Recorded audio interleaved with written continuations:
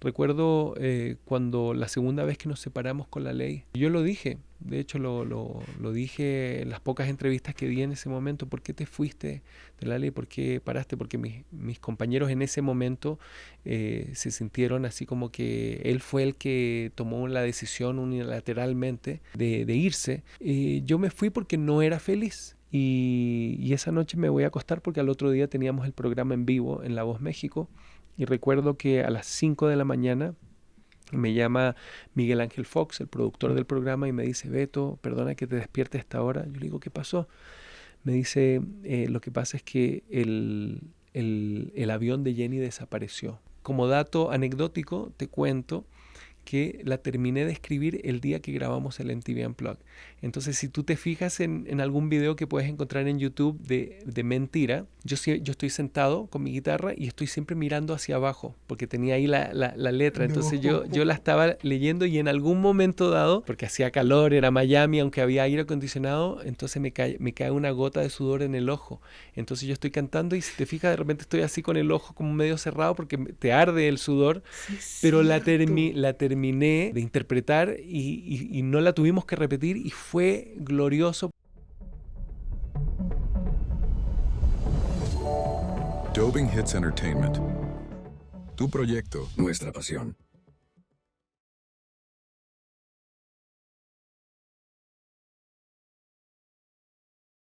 Todos los comentarios, opiniones, posturas y anécdotas emitidas por los invitados son responsabilidad de ellos mismos y ajenas tanto a Javier Paniagua como al equipo de trabajo de este programa. Este es un programa de entretenimiento que tiene como único objetivo charlar sobre música, anécdotas e historias que puedan entretener, informar y en algunos casos inspirar a nuestra audiencia.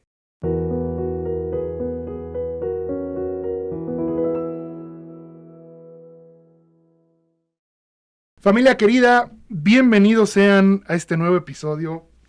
No saben lo tan contento que estoy, lo extasiado. Esto, a ver, como contexto, ahorita te platicaré, pero tenemos una gran leyenda de la música en español, Beto Cuevas. Mi querido Javier, Beto. Javi mejor. Javi.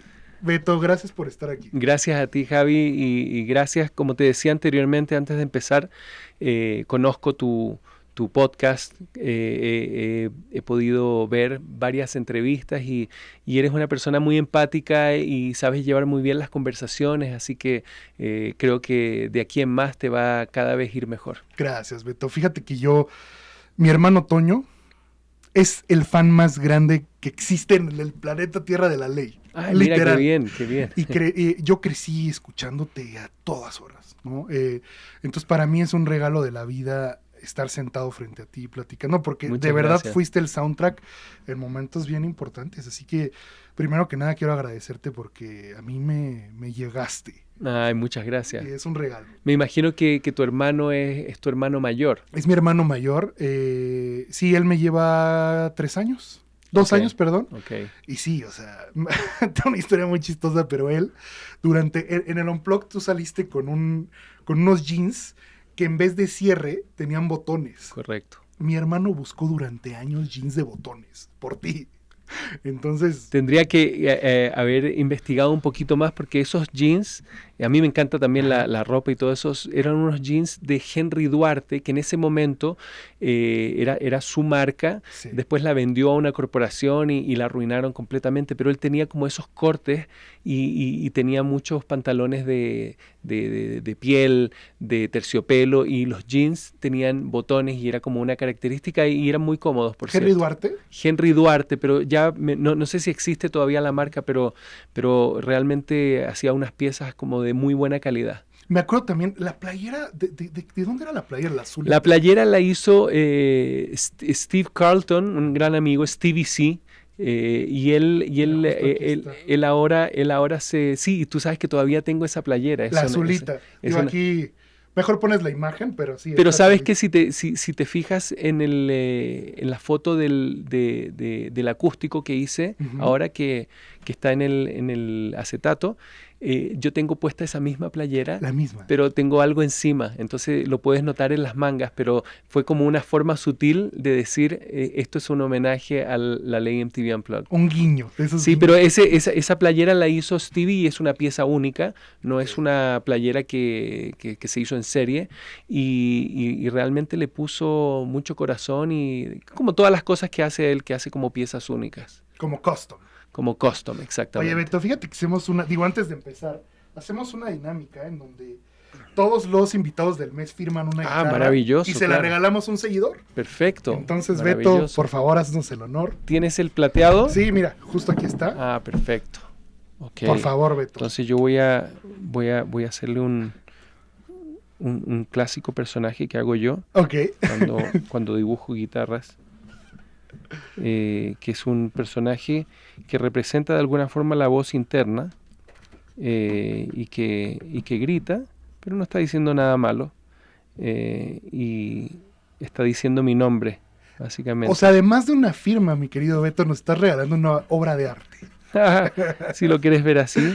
A mí me encanta el arte, por eso me dediqué a ser artista y de alguna forma Gracias. me parece que una cosa no se contrapone a otra, así que ser dibujante y diseñador no se Fue en contrapone paralelo. con la música exactamente. O sea, ¿y desde cuándo empezaste a hacer esta? Está increíble. Está padre. En realidad lo empecé a hacer cuando era adolescente y hay una gráfica y unas ilustraciones que me impactaron, que me gustaban mucho de esas bocas abiertas, que era, ¿tú recuerdas alguna vez viste en algún vuelo el festival Just for Laughs que se hace en Canadá? Bueno, conozco el festival. El festival Just for Laughs, y si te fijas, el personaje principal es como un personaje verde que abre la boca y saca la lengua. Como un monstruo, ¿no? Fue como una reacción a eso, solo que yo comencé a hacer una figura muy recurrente que era una boca dentro de una boca dentro de una boca y al final sale una chiquitita con la boca abierta que es como la voz más interna, lo más profundo de uno mismo. Gracias, Beto, por regalarnos esa firma. Beto, estás en Beto Cuevas Acústico. Felicidades. Correcto. Gracias. Te ha ido bastante bien ahorita. Digo, creo que en estos días, ayer, anunciaron el sold out. Tenemos un sold out en el teatro Esperanza Iris, que es un lindo lugar que buscamos y elegimos particularmente porque a mí me sucede, me pasa que creo que un show acústico, aunque nada es 100% acústico, porque claro, el bajista tiene que estar conectado de alguna forma, pero creo que es mucho mejor experimentar un show como ese musicalmente en un lugar donde está más apañado en términos de rebote de sonido y donde además la gente no solamente se puede vestir para la ocasión, sino que está más sujeta a poder experimentar el show con todos sus sentidos en vez de estar parado en un lugar gritando y todo eso, aunque a veces sucede que hay personas que gritan igual, pero yo siempre la emoción, claro. Yo invito a la gente a que lo vea con sus sentidos, con sus ojos, que lo huela, que lo perciba de esa manera y que la pase bien y que lo celebre tanto como nosotros los que estamos arriba del escenario. Oye, Beto, tengo curiosidad, ¿cómo está conformada tu banda ahorita en vivo? Bueno, en vivo tengo batería, bajo, guitarra. Yo toco guitarra en algunas canciones. Lo que pasa es que he vuelto también al formato de frontman, que durante mucho tiempo hacía shows donde el 90% estaba con una guitarra encima y eso de alguna forma te aleja un poquito de esa comunicación directa que uno tiene cuando es frontman.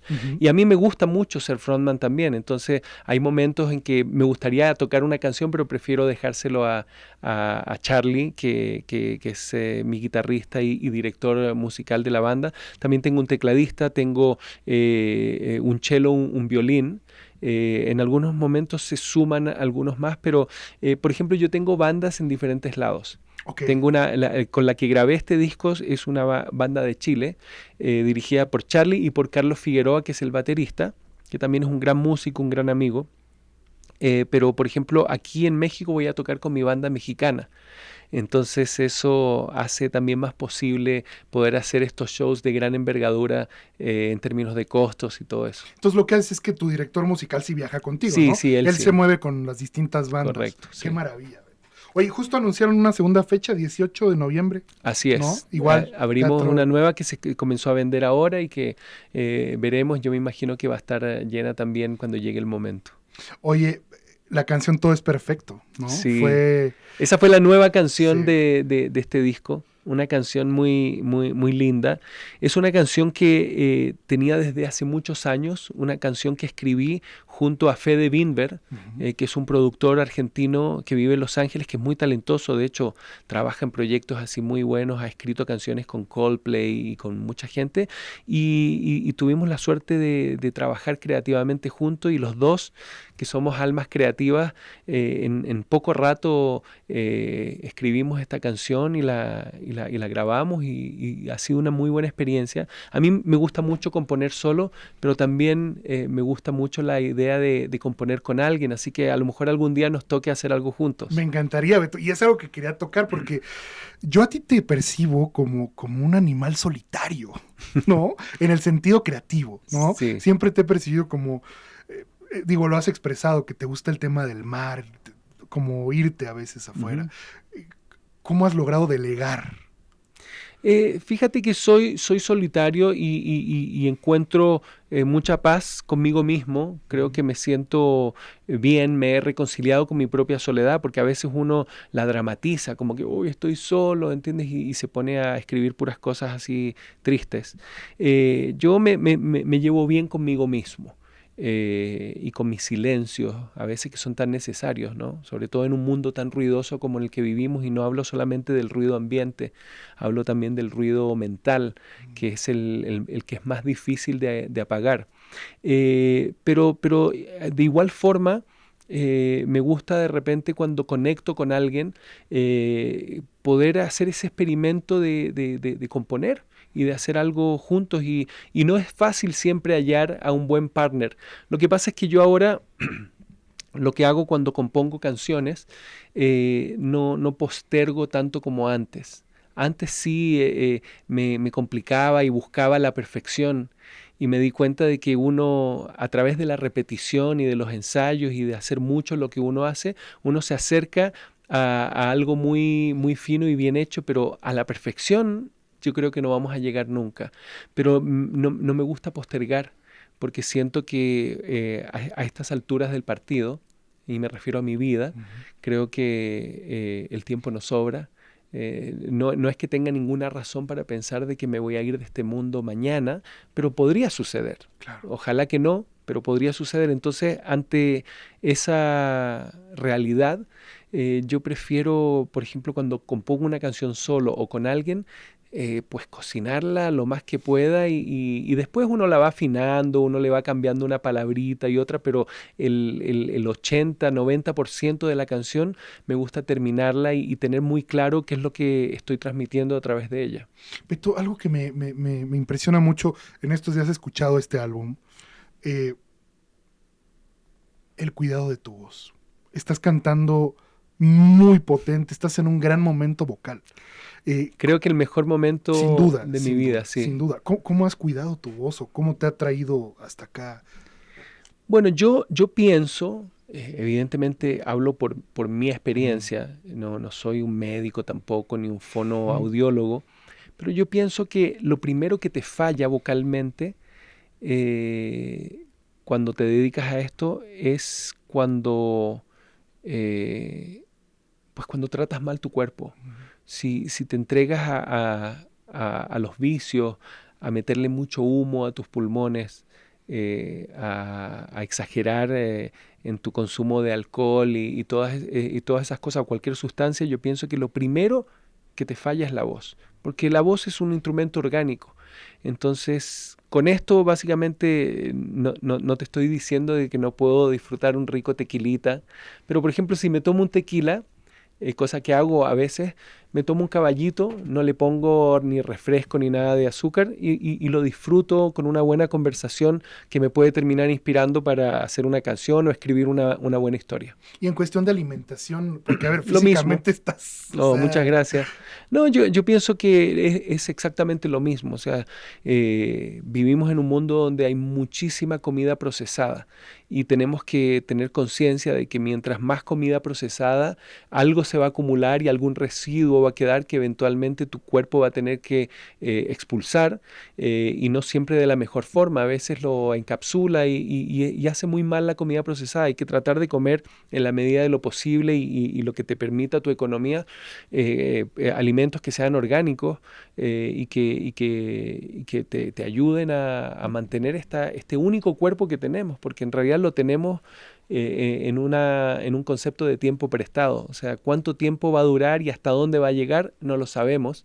Ojalá que sea como Mick Jagger o Paul McCartney, que los ves a sus 83, 82 años que tienen, y los ves en el escenario. Incluso vi unos videos del cumpleaños de Ringo Starr, y el mismo Ringo Starr tú lo ves, ¿entiendes? Con sus tenis, ¿entiendes? Y sale corriendo en un escenario. Un señor de 85 años me parece que tiene Ringo Starr ahora, y que salga corriendo como lo hacen es notable. Y eso es una muestra clara de que son personas que seguramente experimentaron, pero en algún momento en su vida como que chantaron la moto, como decimos en Chile, como que le pusieron un frenito y dijeron, a partir de ahora hay que darle cosas buenas al cuerpo para que el cuerpo, que es tu peor enemigo, como me dijo un profesor de biología en mi adolescencia, no te cobre la cuenta cara eventualmente. Así que yo pienso que en resumen es amor propio. Oye, Beto, ¿y cómo construyes tu espiritualidad? Te veo como alguien bastante en paz consigo mismo y creo que en una industria tan compleja eso es difícil. ¿Cómo has construido tu espiritualidad? Hombre, no sé realmente cómo responder a eso. No es algo sistemático que he hecho diciendo, mira, la construyo de tal forma. O sea, a veces medito, pero tampoco soy un gurú, ¿entiendes? Que se dedica a eso. He probado diferentes cosas. Creo que soy una persona, si bien no soy una persona religiosa, creo que somos en esencia espíritu.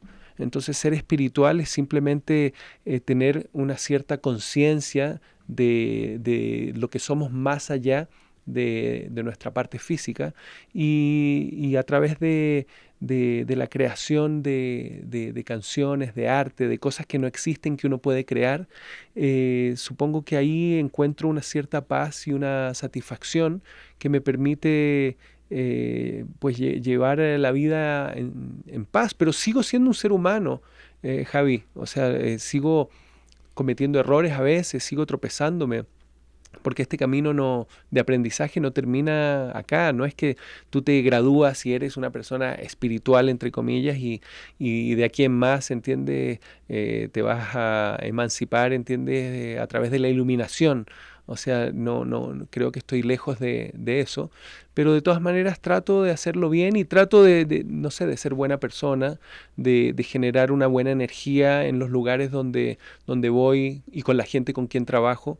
Me gusta respetar a la gente como me gusta que me respeten, y creo que es un poquito ese juego de acción y reacción que uno genera, y que me hace ir más en paz. La vida que me ha tocado vivir, las experiencias que he vivido también me han llevado a donde estoy hoy en día. Beto, supe que tú y Estelita van a ser abuelos. Somos. Ya nació hace como una semana y media. No sé cuándo va a salir esto, pero ya nació. Muchas felicidades, Beto. Bueno, le mando un beso y un abrazo Muchas a Estelita. gracias. No puedo venir, pero... Sí, te manda muchos saludos. Está en unas juntas, pero te manda muchos cariños y sí, somos abuelos desde hace como una semana y media en el día que estamos grabando esto. Y es una experiencia maravillosa, impresionante. Yo no sé por qué razón tengo la sensación de que mi nieta va a tener... ¿Cómo se llama tu nieta? Se llama Olivia. Olivia. Olivia. Y tengo la sensación de que le va a gustar mucho la música. Lo que yo empecé a hacer desde que estaba en el vientre de mi hija, de su madre, es cantarle canciones. Entonces voy con mi guitarra y canto canciones, cositas así sencillas. Le hice una canción improvisada un día en acordes de blues, y que es súper sencilla pero súper linda, casi como una canción de cuna. Y ahora que nació y que he estado con ella, también voy con mi guitarra y le canto un ratito y se calma. Entonces tengo la sensación de que por lo menos va a crecer sabiendo de que su abuelo toca ese instrumento y le canta canciones, y yo pienso que a lo mejor cuando esté un poco más grande, si muestra interés, porque tampoco lo voy a forzar, pues me encantaría regalarle su primera guitarra, que puede ser alguna de las mías, quién sabe cuál. A lo mejor le regalo la que hace canciones. La Taylor. Bueno, tengo varias Taylor, Sí. pero de todas maneras quiero que entienda el respeto que uno le tiene que tener a cada instrumento. Para mí son como entidades. No les tengo nombre, porque me han preguntado alguna vez si mis guitarras tienen nombre. No, pero yo sé que mi Taylor 710 CE, la primera que compré, la primera donde invertí un dinero importante, como te contaba cuando recién llegué, es la que me da canciones. ¿Te acuerdas en qué año fue, Beto, cuando la Esto compraste? fue previo al MTV Unplugged. O sea, 2000. 2000, más o menos ahí, por ahí. ya había salido el disco 1 donde está Aquí, Fuera de Mí. Ese salió en el 2000. Sí, Ujú. antes tenía una guitarra que usaba para componer y todo eso, pero no era una Epiphone, que se la terminé regalando a una de mis hermanas que había mostrado interés en tocar guitarra, que al final no prosperó su interés, porque creo que la tiene por ahí guardada, pero bueno, de todas maneras era una guitarra decente, pero la Taylor 710 CE es una guitarra superlativa para mí. ¿La usaste en el Unplugged de esa? Esa misma es, y viajo con ella. A menudo es la misma que sale ahí, y tú sabes lo curioso, es de que este disco, que fue muy exitoso en su momento, yo salgo y sale la marca de la guitarra. Y yo Claro, arriba sale. hice la por gráfica supuesto. y se ve la marca de la guitarra. Entonces la gente de Taylor se contactaron conmigo y me dijeron: oye, tú estás tocando con una 710 CE y nos encantaría patrocinarte. Entonces fue bueno, porque en realidad yo mostré interés por esta marca de guitarras, no porque tuviese interés en que me regalaran nada, y al final me regalaron unas guitarras muy lindas. Tengo una de Taylor de 12 cuerdas que suena como los dioses también, así que es muy lindo. Pero todo esta al día de hoy la sigues usando para componer. La sigo usando para componer, y fíjate que tiene un case que es a prueba de balas Sí, necesitas, claro. para viajar con ella. No debería en rigor viajar con esa guitarra, pero hay algo que me hace llevarla a diferentes lugares, pero tengo unos case bastante buenos que son a prueba de agua también, porque a veces viste que tiran las guitarras y todo eso. Entonces Puedes decir la marca, ¿sabes cuál es? La marca. la marca de los case creo que es SBK. Ok. Son esos típicos case así como duros, que son como herméticos y que están muy bien diseñados por Hasta dentro. se sellan, creo. Se ¿no? sellan. De hecho, Sí. podrías tirarla al mar y no le entraría ni una gota de agua. Wow. Bueno, esperemos nunca se caiga. No, ojalá que no. Pero ha estado bajo la lluvia, porque viste que a veces les tiran líquidos y cosas así, sobre todo en la época del COVID, las rociaban con algo y nunca se mojaron por dentro. Oye, Beto, ¿y de eléctricas tienes alguna Sí, preferida? tengo una Les Paul, tengo dos Telecaster, tengo Gibson, tengo muchas guitarras, tengo Washburn, tengo Sandimas, bueno, y muchas otras que se me están olvidando ahora, pero sí debo tener por lo menos unas 20 guitarras, Qué maravilla. contando las eléctricas, y quizás más, no sé, tengo también un 4, tengo diferentes otros instrumentos. Oye, Beto, y ser abuelo, ser papá, ¿te ha cambiado artísticamente hablando? O sea, en cuanto a tu expresión, en cuanto a tu obra, ¿te ha dado otras cosas? Habría que verlo en un par de años quizás, pero lo que sí te puedo decir, como te dije anteriormente, el tiempo nos sobra. Entonces creo que esa impronta me hace ser más efectivo, al punto de que, por ejemplo, yo tengo un disco nuevo que está mezclado y masterizado, está listo. Ya lo acabaste. Sí, ya lo acabé, que va a ser mi próximo disco, que es un disco de rock. Con canciones nuevas, así que los fans van a estar contentos porque si bien ahora estoy en una suerte de homenaje y la única canción nueva es Todo es Perfecto, viene ahora un disco nuevo que va a salir, seguramente vamos a empezar a soltar canciones a fines de septiembre, octubre, pero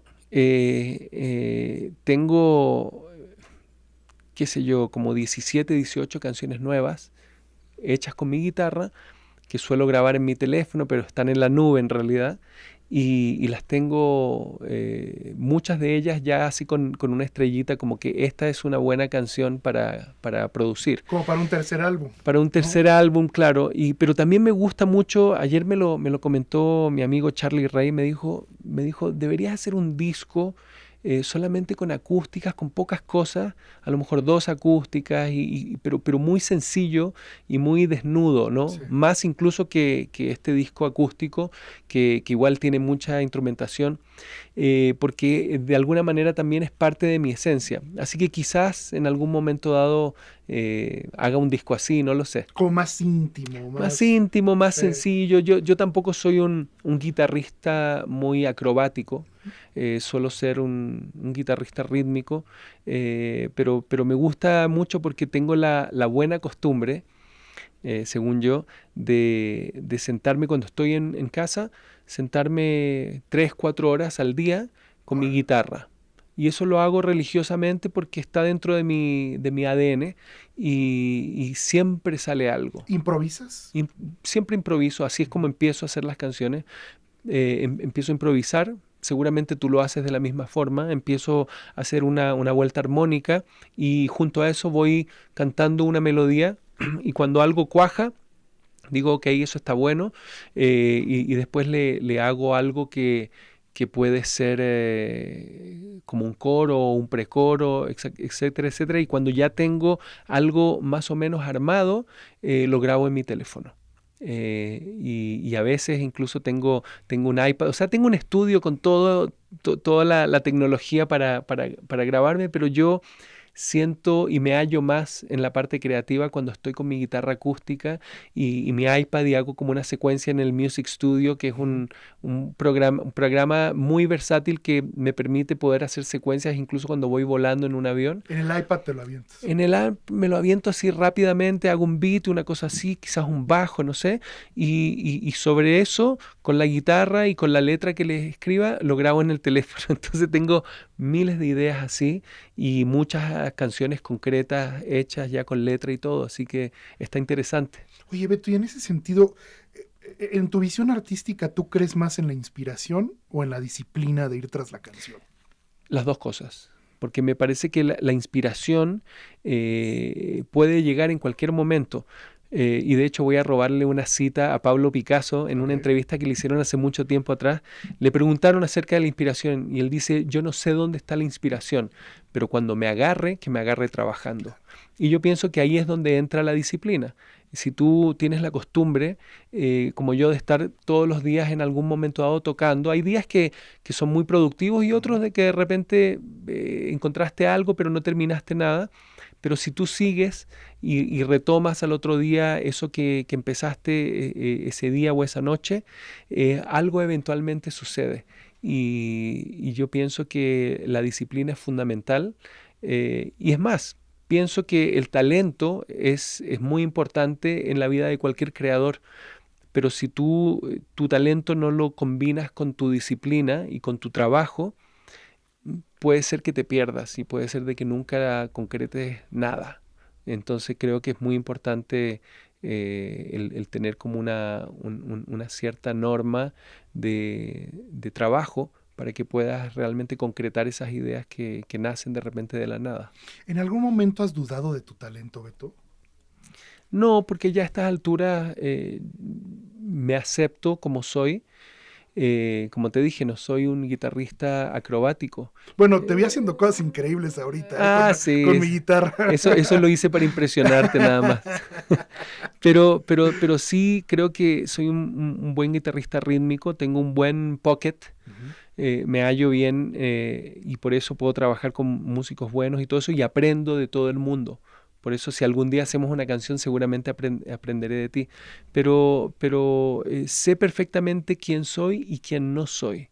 Y tampoco tengo la pretensión de tocar, o sea, me encantaría, pero no tengo la pretensión de tocar como Prince, Ujú. que sería buenísimo. Que a todo esto Prince, y perdona que cambie No, no, de no. tema, pero Prince era uno de los mejores guitarristas del mundo también. Pero siempre que hablamos de los mejores guitarristas de la historia, hablamos, por ejemplo, de Jimi Hendrix, que sin duda era un genio, pero también lo era Prince, solo que él se desarrolló por otro lado pero cuando uno ve a Prince tocando guitarra, o en ese especial que le hicieron un homenaje a George Harrison, cuando sale tocando While My Guitar Gently Weeps, y lo ves tocando a Prince, tú dices, wow, este tipo no se le ha dado realmente el título de guitarrista genio que como debiese tener, porque realmente lo era.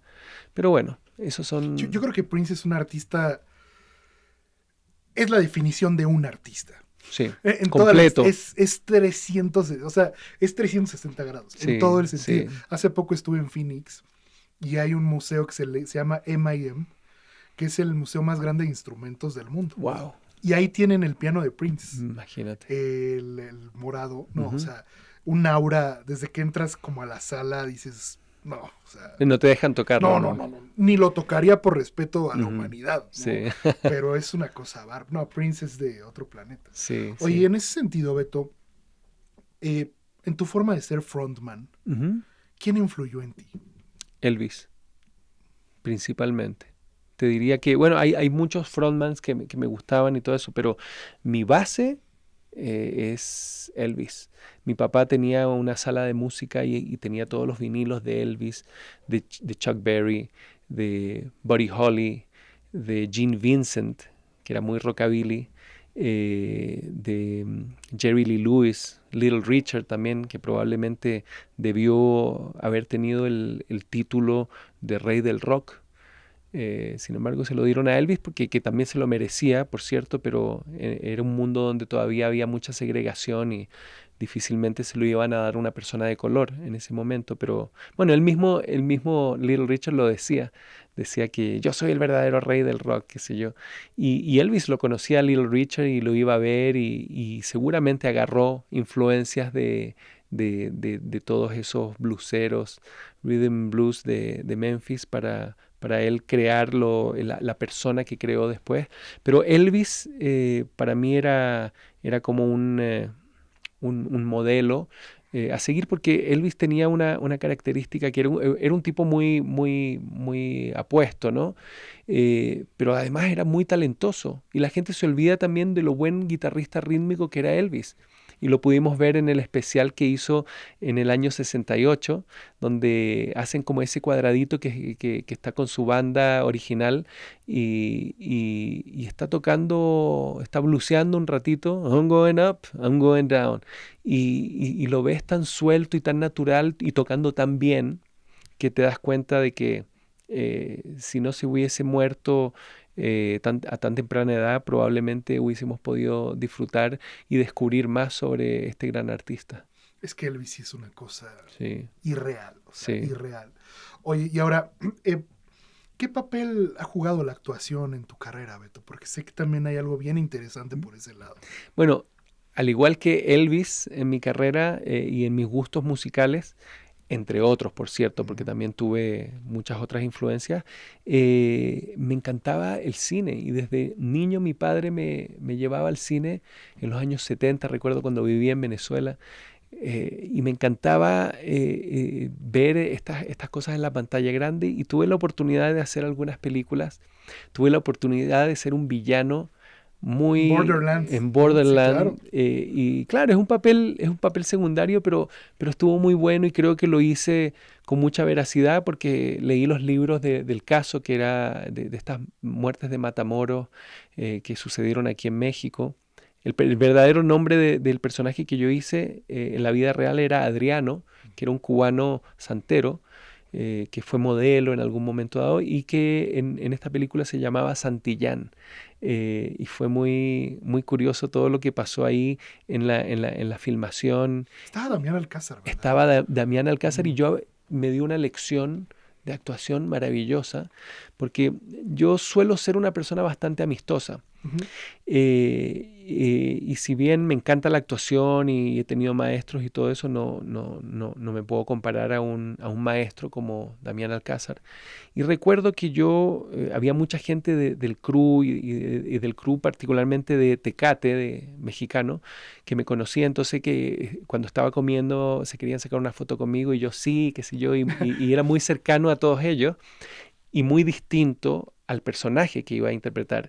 Y yo siempre veía a Damián Alcázar que estaba sentado comiendo, pero siempre se mantenía muy alejado y nunca me vino a saludar, porque yo calculo que él, bueno, de hecho lo hablamos después, pero él sentía que yo era una persona muy cercana y que podía potencialmente comenzar a quererme. Se podía Cua- corromper la Se podía actuación, corromper claro. su trabajo, Ahora, porque él me tenía que odiar, porque él en esa película, durante todo el trayecto de la película, él me está buscando y porque quiere vengar a su amigo, que lo mortifiqué y mis hombres lo mataron. Entonces él nunca se acercó y nunca habló, y yo también lo hice, y a veces incluso me miraba con mala onda, ¿entiendes? Y me miraba así como con odio. Hasta que llegó el momento en que nos encontramos y empezamos a trabajar, y él, yo lo veía con la escopeta recortada y cuando me miraba, porque yo la primera escena que hice estaba en una tina de baño con unas chicas que me estaban limpiando, qué sé sí, yo, sí, sí. y él me miraba, recuerdo, a los ojos y, hijo de puta, y me decía cosas así como, pero que yo lograba escuchar. Entonces yo entendía en ese momento que era la preparación de su trabajo y empecé yo a responderle de esa manera. ¿Y qué te pasa? O sea, ¿entiendes? Y como que lo Lo desafiaba, picabas, lo claro, picaba, claro, entonces claro. comenzamos a hacer ese trabajo que fue muy importante, porque cuando llegó el momento de encontrarnos, pudimos realmente tener esa contrariedad que nos enfrentaba en ese momento, que era un momento decisivo en la historia que se estaba contando en la película. Entonces aprendí eso de él. Creo que fue muy beneficioso para el personaje, y luego cuando ya, lamento decirle a los que no han visto la película que No, no, no, está bien, está no bien. tengo un buen futuro, me matan. Después de que me matan, Te tenían que matar, ¿estás de sí, acuerdo? sí, lo merecía. Sí. Después de que muere mi personaje, ya el otro día abrazado y nos fuimos a comer, ¿entiendes? Y la pasamos súper bien con Damián y él, realmente un amor, pero fue divertido. Y otra cosa que recuerdo de eso, que te vas a morir de la risa, cuando llega el momento de que me dispara, Ujú. todo se hizo con mucha precaución, porque siempre trampean la pistola. Cuando él dispara, él no me está apuntando realmente a mí, apunta un poquito al lado por si es que salta alguna esquila Sí, o algo porque es de así. salva, ¿no? Puedes Sí, saltar. pero viste, a Brandon Lee lo mataron con una pistola de salva porque se rompió adentro y le salió un pedacito de metal que le atravesó el O sea, le hace corazón. como... Claro, o sea, ¿no? siempre se trampea. Ok. Y recuerdo que viene mi muerte, ¿no? Y yo, viene el balazo y yo como que me agacho y agarro la sangre y todo eso y lo miro y le digo, no, y me demoré como 30 segundos en morir. Entonces termino, ¿entiendes? Y ya al final caigo después de 30 y tantos segundos, o sea, como, porque yo decía en mi mente, él se sentía tan intocable Sí. que no podía creer que le haya llegado un balazo, porque él estaba protegido por los espíritus y todo eso. Entonces se me acerca Seth Berman, que es el director, y me dice, Beto, Damián dispara y tú caes muerto. Y yo le digo, pero es la muerte de Santillán, o sea, no es cualquier persona el que me dice, no, porque a partir de ahora la secuencia es súper rápida, entonces tú no te puedes demorar 30 segundos, ¿entiendes? En morir, no, te mueres, o sea, te pega un balazo, te caes y sigue la escena. Entonces, bueno, al final hice mi escena y me morí rápido. Te mataron tu Ay, muerte. yo quería hacer una muerte así como nominación al Oscar, no sé. Me reía de mí mismo después, pero fue divertido. Oye, Beto, ahora, ¿cómo ves tú el papel del rock en una industria en donde, bueno, pues ahorita sabemos que domina el urbano, el regional mexicano? ¿Cómo ves el papel del rock en este momento?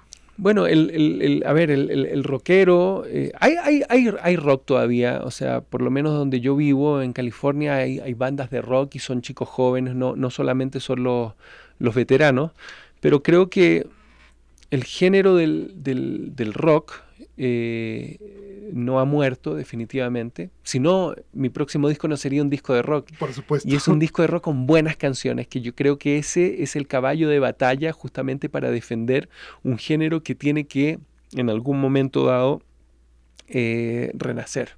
Y yo tengo la sensación de que va a renacer, o por lo menos soy idealista a ese punto. Pero el rol para mí es artístico. O sea, si tú eres un rockero de mi generación y haces un buen disco de rock con buenas canciones, yo pienso que ahí tienes algo, entiendes, que a alguien le va a gustar y va a generar. Ahora, no hay que tampoco pretender de que el rock va a volver, entiendes, y vamos yo me voy a convertir en el Bad Bunny del rock. Claro, claro. Porque también está bien, o sea, son nuevos momentos, hay una generación, o sea, yo por ejemplo no soy un enemigo de los nuevos ritmos, o sea, no es lo mío, no es lo que yo haría, no me subiría a ese carro por conveniencia, pero entiendo el fenómeno de Bad Bunny, que es una persona que sabe cómo hablarle a su generación. Sí. Y te digo muy honestamente, en algún momento dado aquí en México, yo tuve la oportunidad de conocer un poco mejor la música de este personaje, particularmente porque me tocó hacer un personaje en ¿Quién es la máscara?, Claro. que se llamaba Graffiti. Y cantaba canciones de Bad Bunny y una de Post Malone.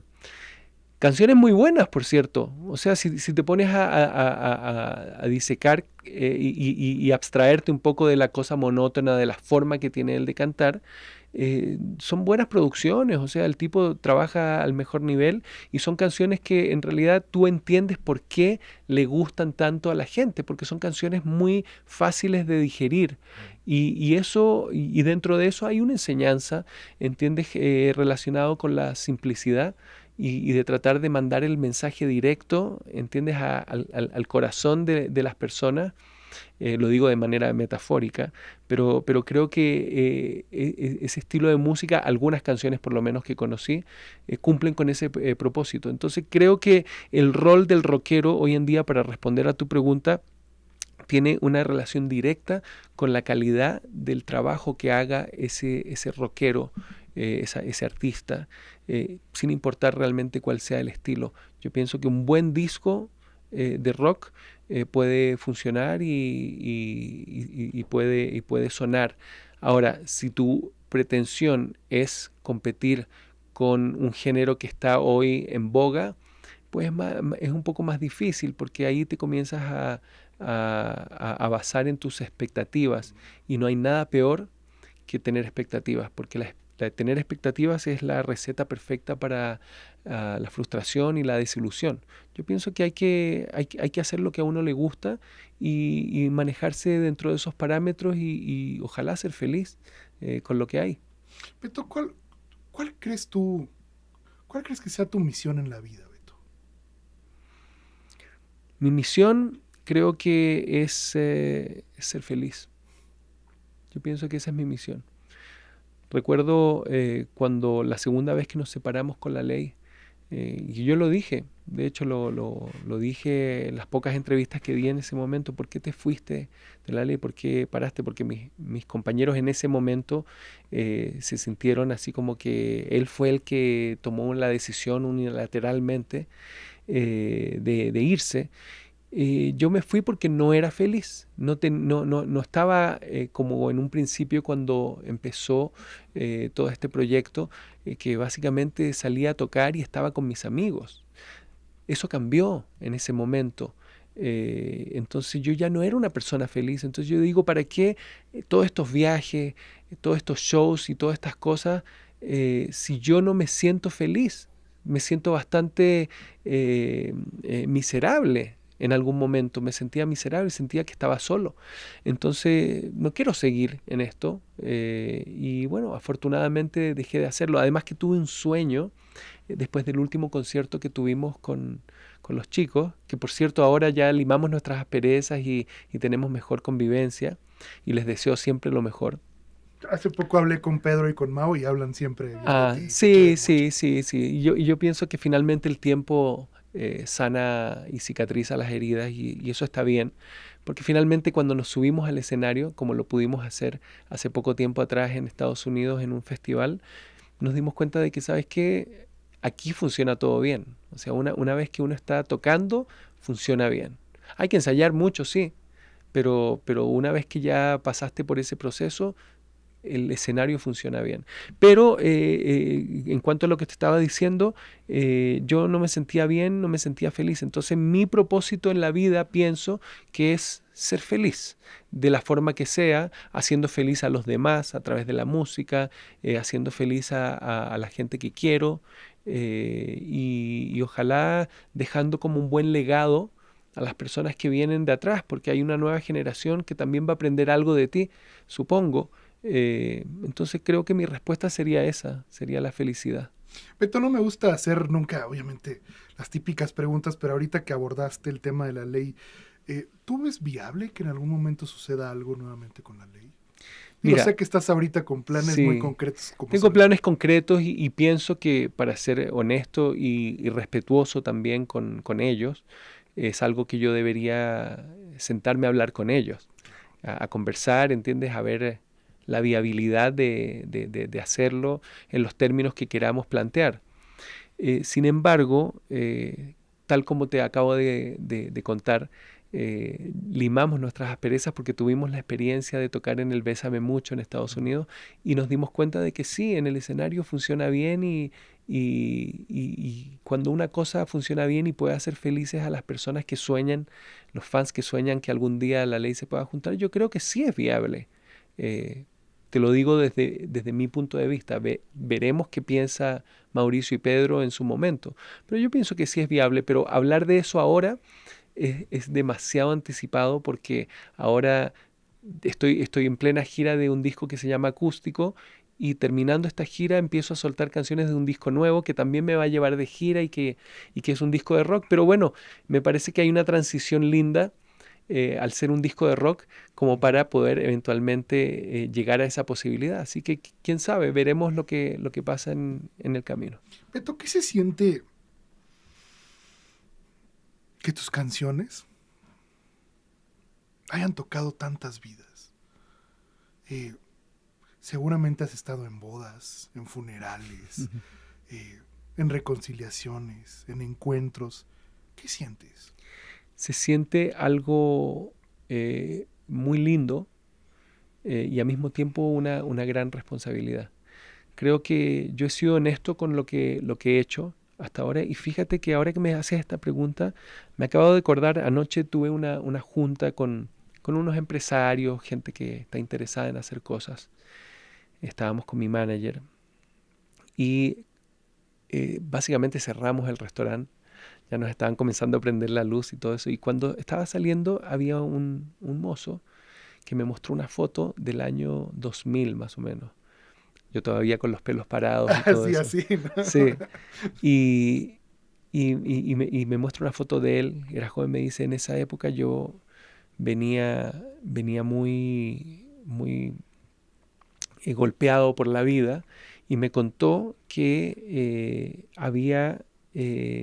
se había convertido en padre y perdió a su hijo. No sé en qué circunstancia, no sé si fue una enfermedad o un accidente, no lo sé, pero él perdió a su hijo y nos compartió esto y de hecho se emocionó y le di un abrazo y me dice, pero Beto, no sabes lo tanto que tus canciones me ayudaron.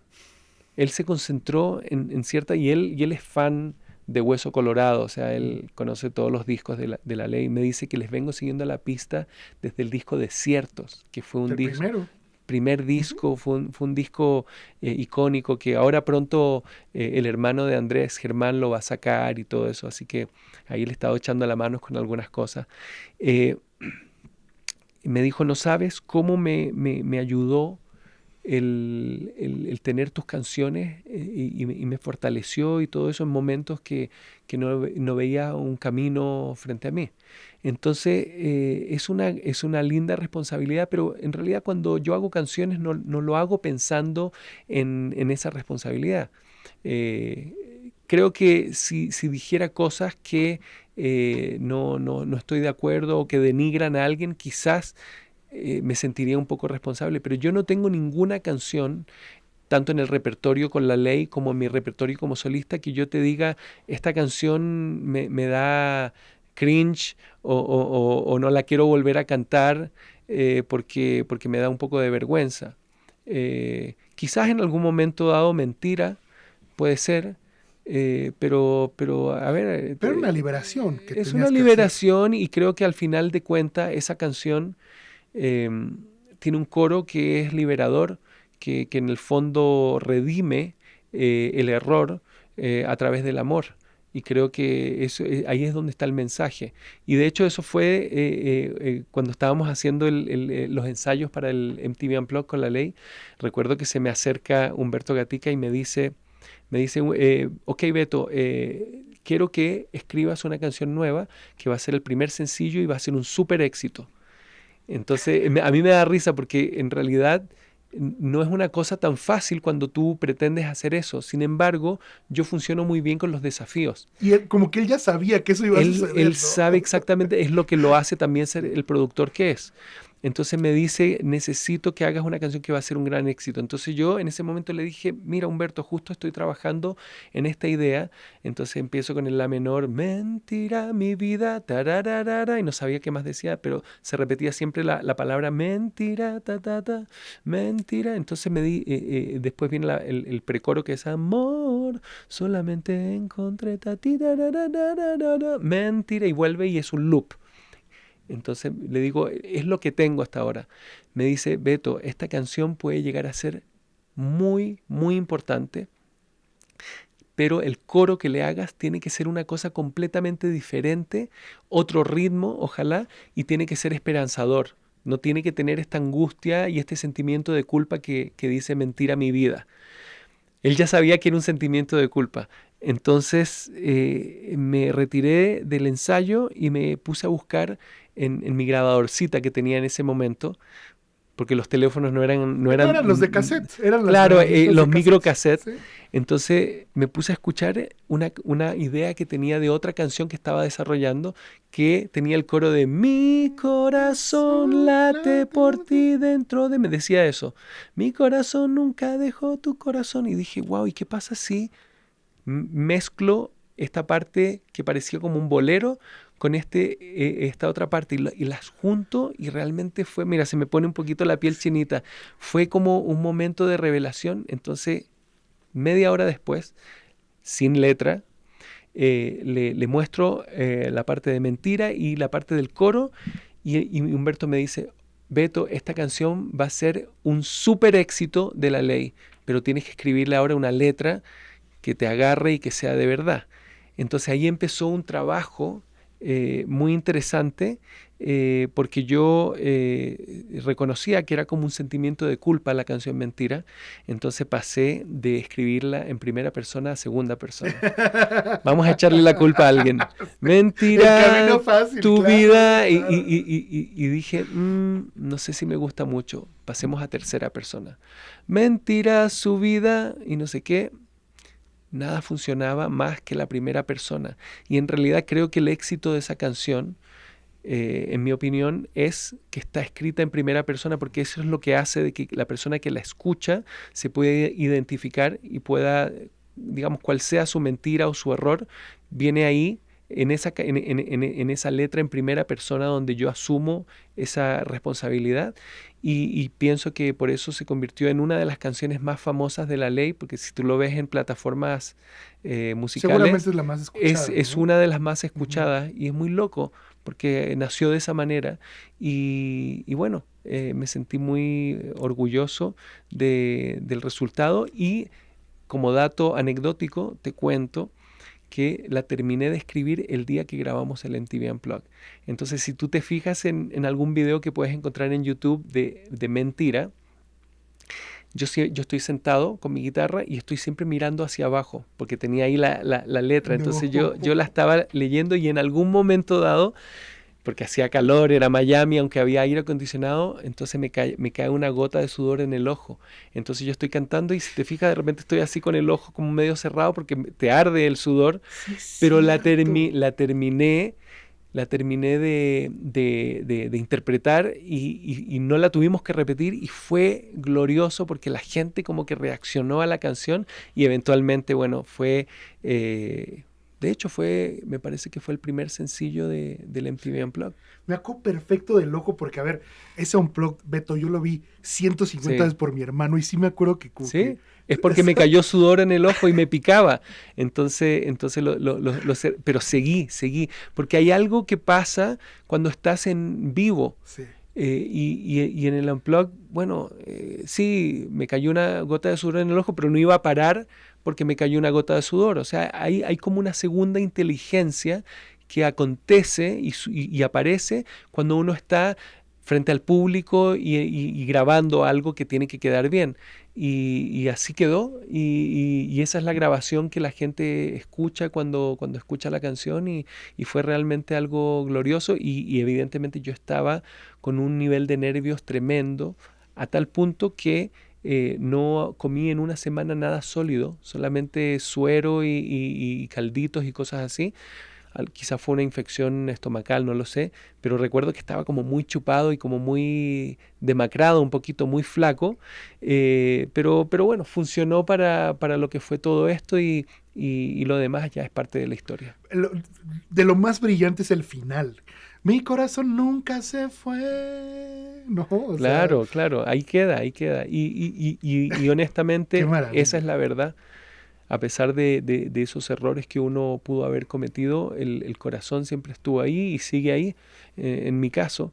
Entonces bueno, eso es finalmente lo que hace de que la gente, la canción no la tome como una declaración de que soy un mentiroso, sino que en el fondo me pude haber equivocado, pero en el fondo te quiero. Es una redención al Es final una del día, redención, ¿no? exacto.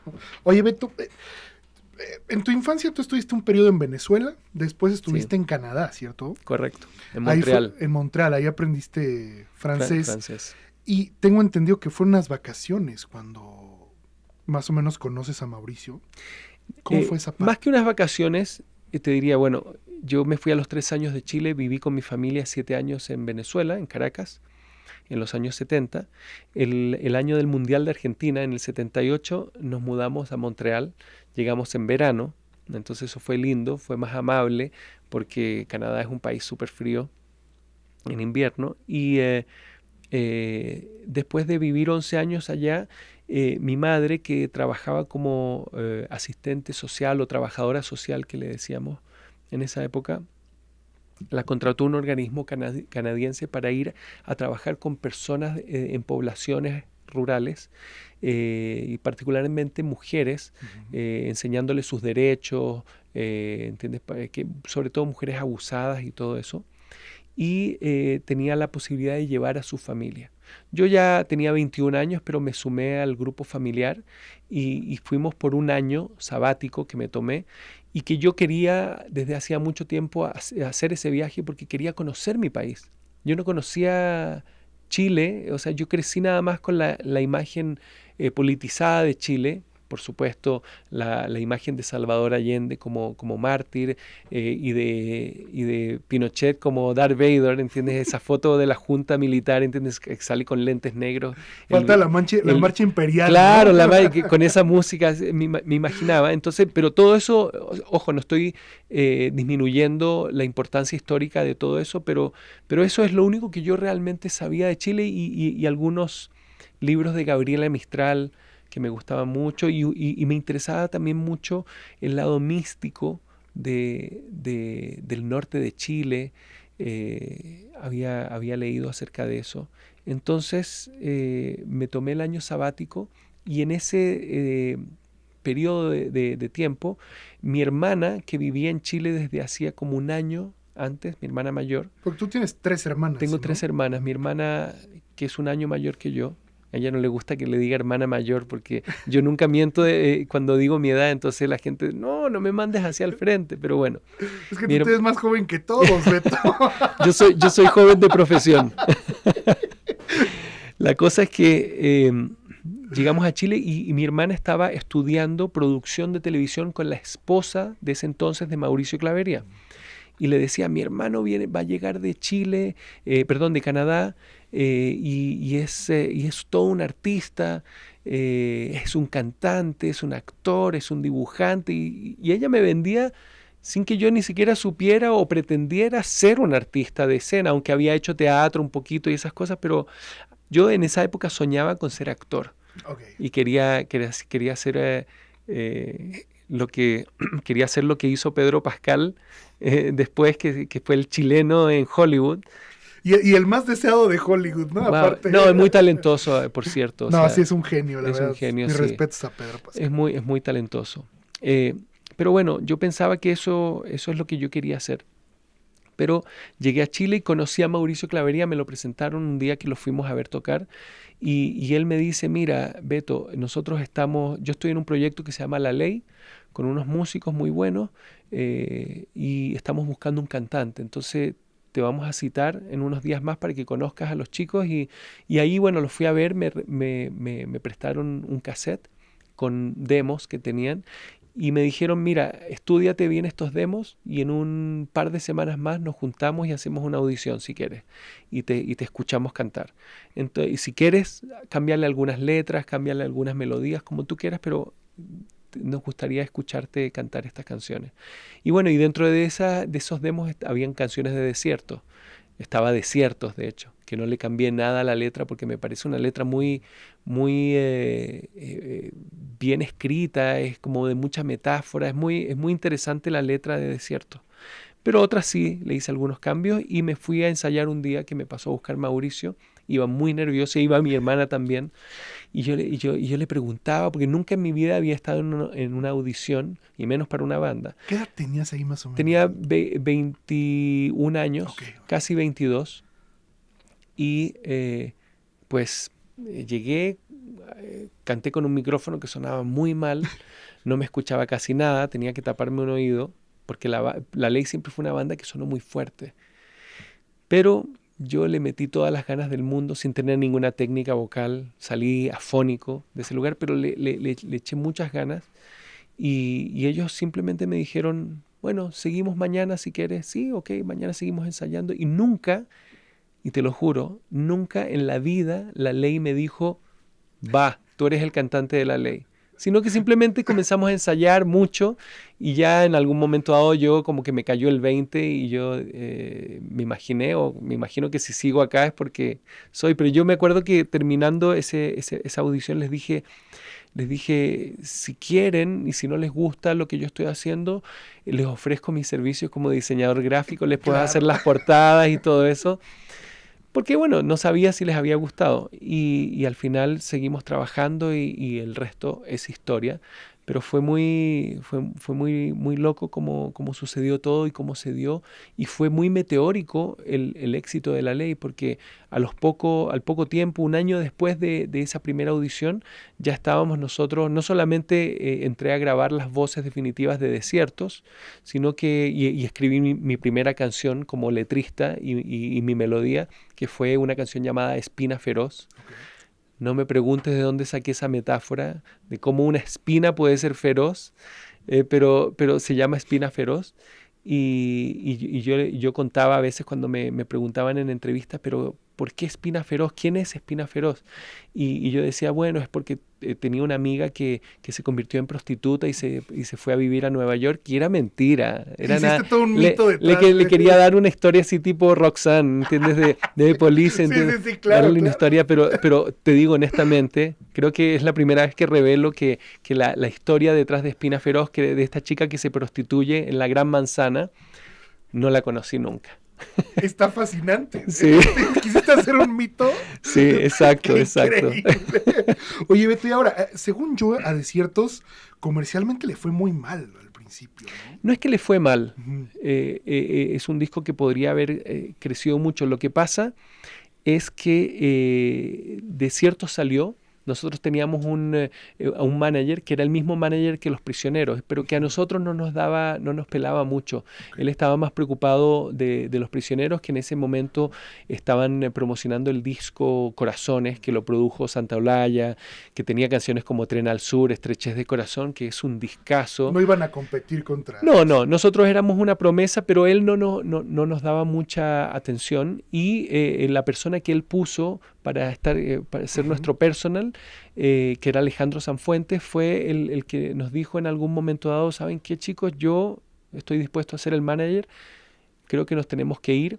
Teníamos el máster de Desierto y él mandó a hacer Argentina unos discos en 45 de Desiertos, de Prisioneros. Era Desiertos el primer sencillo. Después mandamos a hacer del disco Doble Opuesto, pero con eso comenzamos a batallar y comenzamos a viajar por todo Chile y comenzamos a tocar mucho en barcitos, en lugares pequeños, y comenzamos a realmente a generar una reacción en el público, y particularmente, debo decirlo, en el público femenino, que nos veían, ¿entiendes?, muy luqueados. Éramos como una suerte. Si bien no era la misma música, era como una suerte como de Duran Duran chileno, porque éramos un grupo que tenía como una cierta estética que era muy llamativa y que generaba mucho interés en el público femenino. Y en los críticos de rock era la consigna era: no es un grupo de verdad, porque se luquean mucho. Porque todos los otros grupos de esa época no tenían esa propuesta estética que teníamos nosotros. Pero la verdad es que éramos un grupo que trabajaba mucho. Nosotros ensayábamos mucho cuando no tocábamos, y cuando tocábamos mucho también. Entonces éramos un grupo con mucho oficio. No quiero hacer comparaciones en ningún caso, pero creo que lo que hizo tan buenos músicos a los Beatles era justamente su época de Hamburgo, que se fueron a tocar y tocaban varias veces al día y noche. Y bueno, el resto, como he estado diciendo en toda esta charla, el resto es parte de la historia. Fíjate que hablando de eso, que eran muy guapos, y es que en todas las etapas, o sea, y en los distintos integrantes, yo siempre le digo a Pedro, le digo: es que tú estabas hermoso, güey. O sea, Pedro estaba bien, güey. Sí, o sea, la verdad es que siempre... Es un chico guapo, sí, siempre. Sí, siempre en la ley todos estuvieron... Sí, estábamos así, bien. Finos. Y tú sabes que me acabo de acordar de algo que yo creo que es interesante para esta charla. Recuerdo que esa audición que tuve con La Ley fue en junio del 88. Luego en noviembre de ese año sacamos el disco Desiertos, cuyas voces grabé también. Pero recuerdo que en esa época, antes de que fuese el 89, fue, si no me equivoco, fue 88, 89, puede ser que me equivoque un poquito, pero hubo un mega evento en Chile que se llamaba Rock in Chile, que era pretendía ser como un Rock in Rio, concierto en el Estadio Nacional. Y Rock in Chile eran como 3 días. El primer día fue Bryan Adams, llenísimo el Estadio Nacional, 60,000 personas, un mega evento. Segundo día, David Bowie, 2,000 personas. En un lugar de 60,000, 2,000 personas. Y el tercer día creo que era Phil Collins. Nosotros fuimos ahí, estábamos en primera fila viendo a Bowie en la época del White Duke, que se vestía así como blanco y negro. Y recuerdo, como si fuese ayer, que fui con mis hermanas y estábamos al frente del escenario en una pasarela grande, y Bowie estaba cantando la última canción de su set, que lo hizo a la perfección, como si el estadio estuviese completamente lleno. O sea, ahí aprendí algo, ¿entiendes?, de lo que es ser profesional. Y además, aparte el público que estaba ahí, que 2,000 personas en un estadio tan grande se veía como poquita gente, pero todos estábamos felices de estar viendo a Bowie. Él empezó a cantar Ashes to Ashes, y la última parte de Ashes to Ashes, cuando dice My mama says to get things done, you better not mess with Major Tom. Agarraba el atril del micrófono y lo fingía como si fuese una muleta. Entonces caminaba así como cojeando, y cuando llega al final del escenario, "You better not mess with Major Tom", y me apunta y me mira, y en ese momento yo sentí que tenía que ser cantante de rock. Ya había conocido la ley y sentí, yo quiero ser como él, yo quiero hacer eso. Y aprendí, o sea, fue una cosa como media mágica que sucedió. Como lo hago yo también muchas veces, miro a la gente, pero le estoy mirando la frente, a lo mejor a veces miro a los ojos, pero solamente cuando yo empecé como frontman a mirar a la gente en los ojos y apuntarlos, comencé a conectar con la gente, y así te vas ganando a la gente de a poquito cuando tienes un público un poco escéptico, y terminas abrazando a todo el mundo, y la gente siente que estás conectada contigo.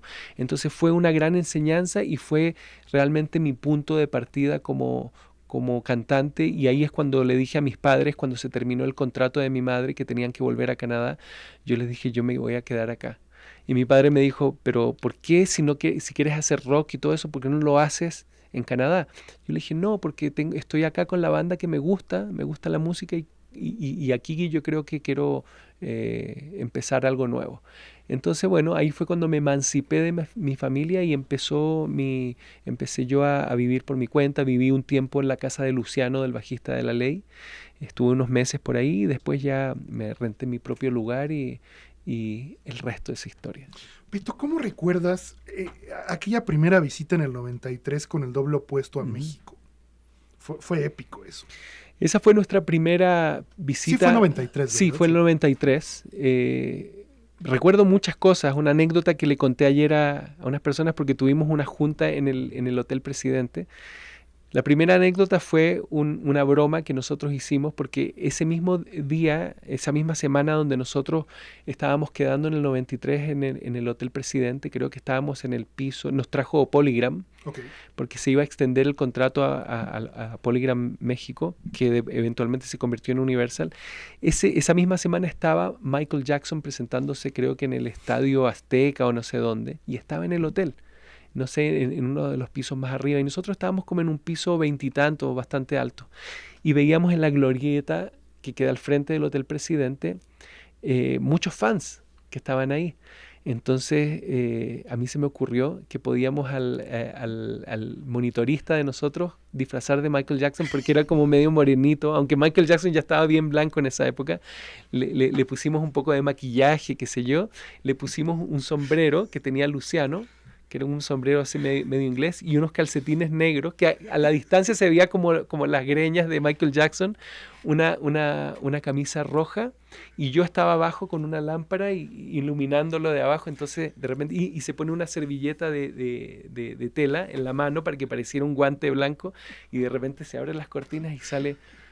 Y la gente ¡guau! Se comienza a alborotar todo y comienzan a saludar, porque Michael Jackson estaba saludando a la gente y lo veían de lejos, y eran videos, y el manager estaba abajo con un video, haciendo un video de toda la gente vuelta loca, que después comenzaron a tocar, porque parece que estábamos alborotando la calle. Y al otro día, en el Reforma o en otro periódico, salió de que Michael Jackson había saludado a sus fans desde la ventana de una habitación del Hotel Presidente, pero no era Michael Jackson, éramos nosotros. Esa fue nuestra llegada a México ese día. Fue el monitorista de la ley. Fue el monitorista de la ley, exacto, pero no era Michael Jackson. Recuerdo también en esa época que habían comenzado a salir los primeros casos de acusaciones a Michael Jackson con niños y todo eso. Entonces era una cosa media polémica. Y nos trajo, como te dije anteriormente, la gente de Polygram, y empezamos a hacer promoción, y hicimos nuestra primera aparición con Andrés Bove en guitarra, que fue en el Ángela Peralta, muy cerca de ahí de donde nos estábamos quedando. Y la razón principal por la cual vinimos fue porque se abrían las relaciones culturales entre México y Chile, que habían estado suspendidas durante mucho tiempo por la dictadura. Entonces recuerdo que a Chile un tiempo después fue Café Tacuba, como grupo representante de la música rock, pop de México, y nosotros fuimos como representantes de la música chilena popular. Y recuerdo que ese concierto estuvo buenísimo, Y además tuvimos la oportunidad porque había también una delegación de escritores, pintores y mucha gente, y había una delegación de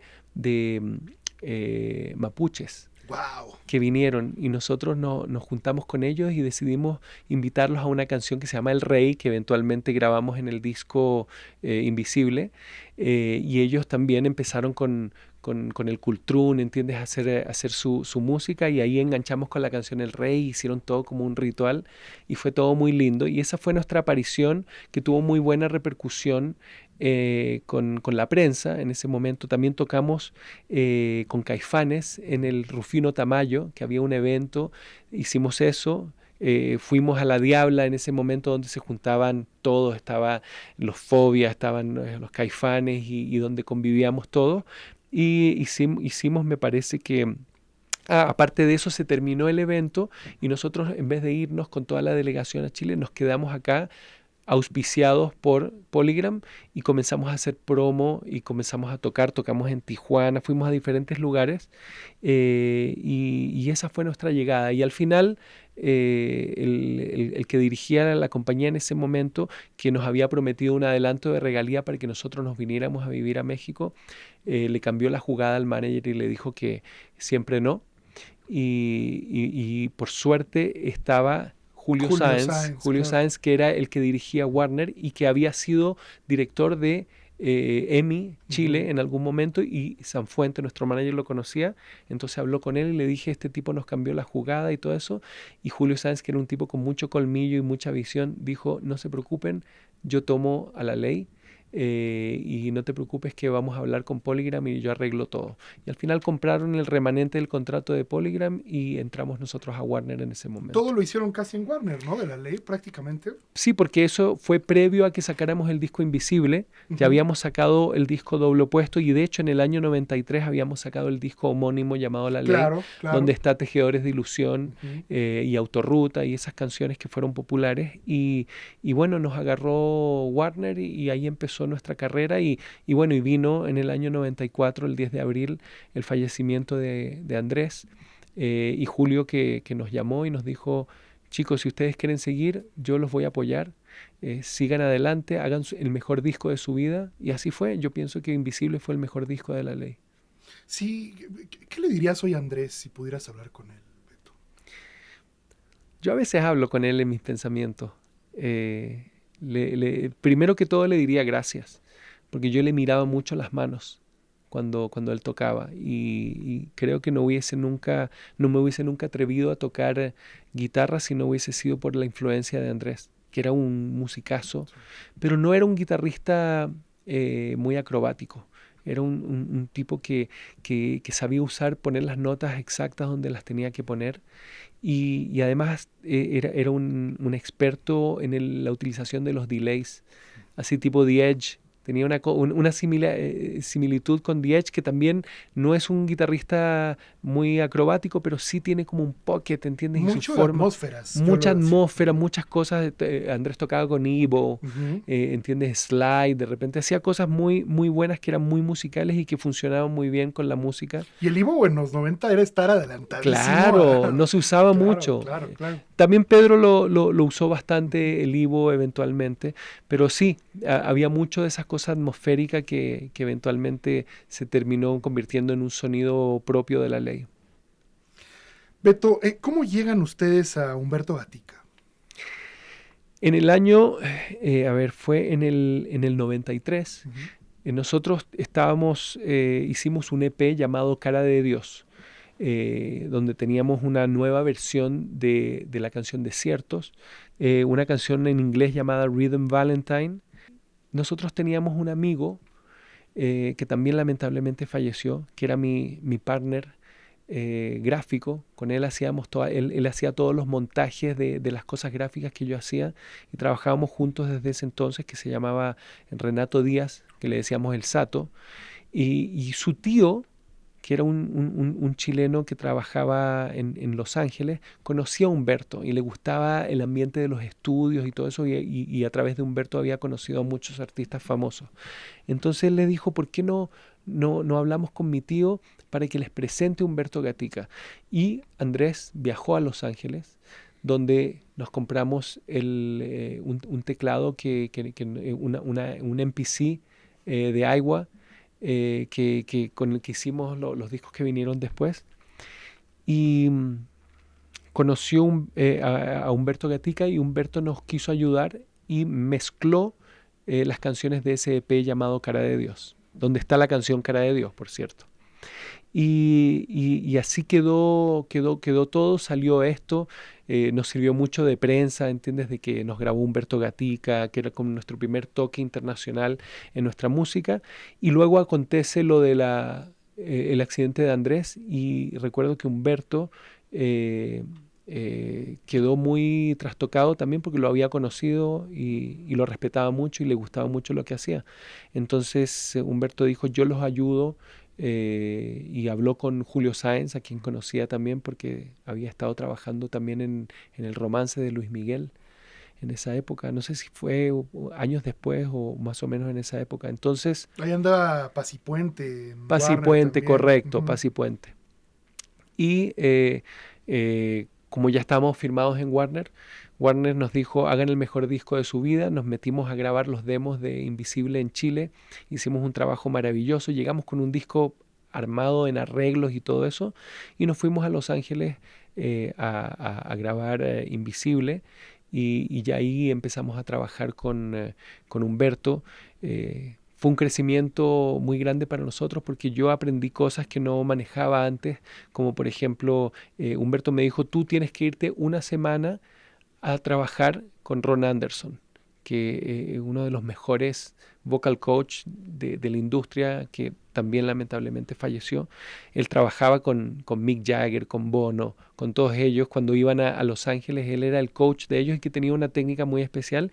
Y él me enseñó algo que me pedía mucho Humberto, que era el layback, el cantar un pelito levemente atrasadito en el beat, que eso le daba como un poquito más de soul a la cantada, y le daba una cierta importancia a ciertas palabras y todo eso. Y yo antes cantaba siempre sobre el beat, muy encima, incluso parecía a veces que corría y como que me adelantaba un poco.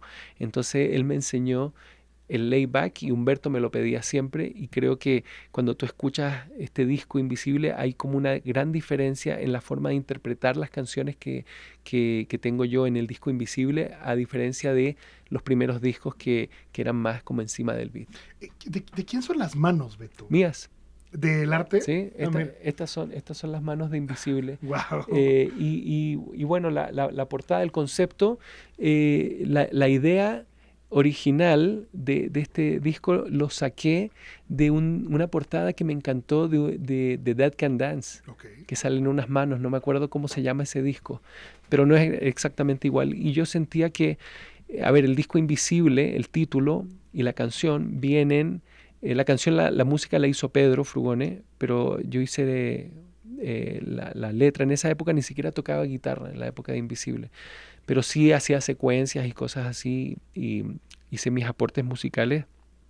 Pero la canción Invisible viene de un sueño que yo tuve poco tiempo después de que falleció Andrés, donde nosotros estábamos haciendo una prueba de sonido, y cuando ya terminábamos la prueba nos íbamos a comer algo, y recuerdo que yo tenía mi coche, y Andrés me dice, en el sueño me dice: pásame las llaves, manejo yo. Ok, entonces yo iba de copiloto, Andrés iba manejando, y Mauricio y Luciano iban en la parte de atrás. Y salimos, y había muchos fans en una reja. Se abre la reja, y los fans tocaban las ventanas, y en ese momento, en el sueño, yo le digo: Andrés, pero si tú ya no estás con nosotros, ¿quién están viendo los fans que está manejando el coche? Y él me dice: bueno, para ustedes soy yo, pero para los fans soy el hombre invisible. Y me despierto. Y era un sueño vívido, no era como un sueño como cualquier otro, era como que yo sentía que Andrés se había manifestado a través del sueño para decirme que él iba a estar con nosotros hasta que termináramos este disco que habíamos empezado a hacer con él, y que lamentablemente por su repentina partida no había podido terminar. Y yo pienso que así fue, a juzgar por la energía que había entre nosotros. Creo que nunca como grupo habíamos estado más unidos que en la producción de Invisible, y en algún momento dado, cuando estábamos mezclando, Humberto, sobre una consola que era gigantesca, él siempre tenía la costumbre de hacer un truco que era las hojas con todas las anotaciones, él la tiraba de una manera sobre la consola que generaba como un colchón de aire, y la hoja llegaba así y caía de vuelta. Y resulta que cuando estábamos mezclando, de repente la tira y la hoja hace esto y de repente se queda sobre unos knobs parada, y se quedó, te digo, más de 20, 30 segundos parada, completamente equilibrada. Entonces Humberto me dice, mira Beto, mira lo que está pasando. Eso es Andrés, que está acá con nosotros. Y se queda como 20 y tantos segundos, casi 30 segundos parada, y de repente vuelve a desvanecerse. Y entonces yo sí pienso que a través de esa prueba mágica que sucedió en ese momento, más el significado del sueño, pues tanto la canción como el disco se tendría que llamar Invisible. Y si te fijas en la gráfica, está escrito invisible, pero el Como está en una- está separado del visible. Ujú. Entonces realmente ahí es como una doble lectura, es como visible o invisible, y la idea de las manos es como la plegaria desde la persona que está rezando, que está conectándose con ese otro lado y que está mirando sus manos. Entonces no es lo que tú estás viendo, es lo que yo estoy viendo. Entonces, De hecho, es algo muy solemne que también a la no está en rojo. Porque siempre habían hecho la ya en rojo. Correcto. O sea, de la ley, ¿no? O sea, es... Correcto. Wow. Así es. Beto, ahora, después viene Vértigo, que es un poco más experimental. Es un Sí, álbum muy experimental. bastante más experimental. Muchísimo más.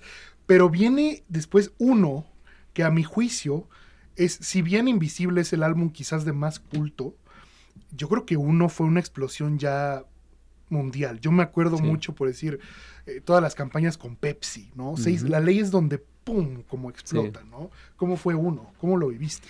No, uno fue, a ver, nosotros hicimos Vértigo, que fue un disco experimental que justo tocó en una época en que estaba cambiando la dirección de Warner.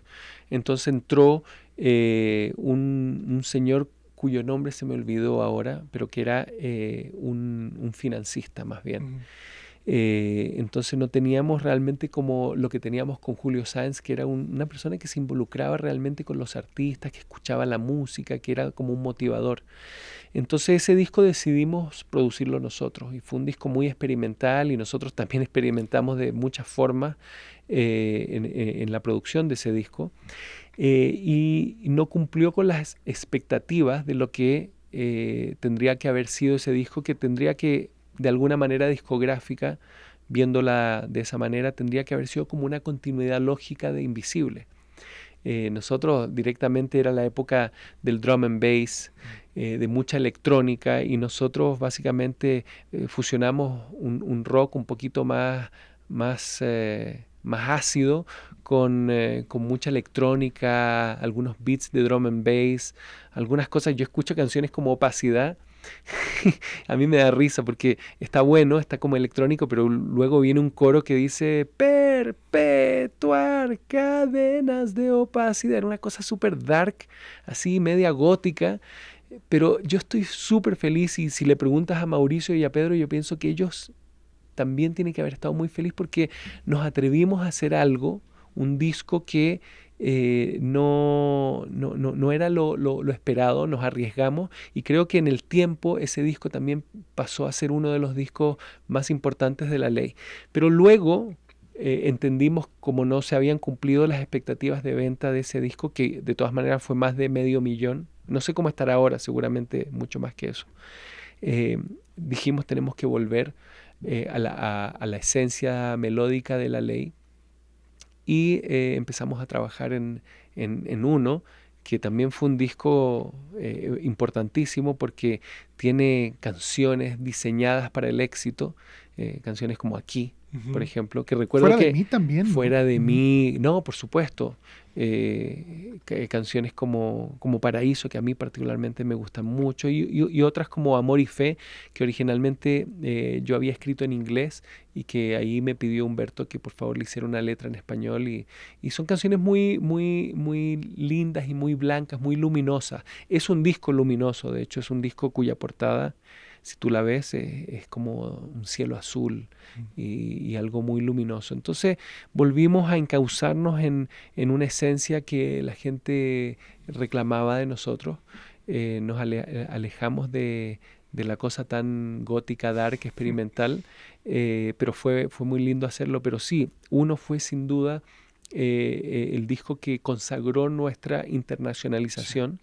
Y recuerdo una anécdota interesante que me encontré con, no sé si era el guitarrista creo que fue Panda, que también habían sacado o estaban por sacar una canción llamada Aquí. Ok. ¿No es Allison? No, no es ¿No es? Allison. No. Bueno, habría que ver qué Una banda banda. X, sí. No sé si era Panda, pero básicamente salió Aquí de la Ley con ese hook que es aquí. Y era difícil competir con una canción que tuviera tanta universalidad en su melodía y en su mensaje, que es básicamente una invitación a vivir en el presente. Claro. Entonces, no, creo que no pudieron sacar ese sencillo o algo así me había contado. Entonces me había dicho, mira, todos mis respetos, pero te odiamos durante mucho tiempo por haber sacado esa canción. Pero bueno, la cosa es que sí fue un disco que nos valió 6 nominaciones a los primeros premios Grammy latinos. Y recuerdo que nosotros nos fuimos a la premiación en Los Ángeles con todas las plumas y todos los looks y llegamos, ¿entiendes? Y ya yo tenía en el bolsillo un pequeño speech, ¿entiendes? Para hacer agradecimientos y todo eso, y vimos pasar todos los premios sin excepción, uno tras otro, hasta mejor video y todo eso, y se los llevaron otras personas. Entonces en ese momento empezó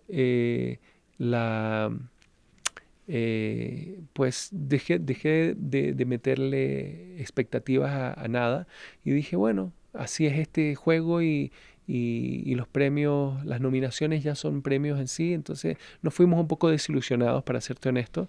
Y luego estamos en vísperas de hacer una presentación muy exitosa en el Festival de Viña del Mar y estamos en pleno de un programa el día antes de esto, y de repente eran los Grammy americanos y nosotros habíamos obtenido una nominación por el disco 1 en los Grammy americanos, el Grammy negro.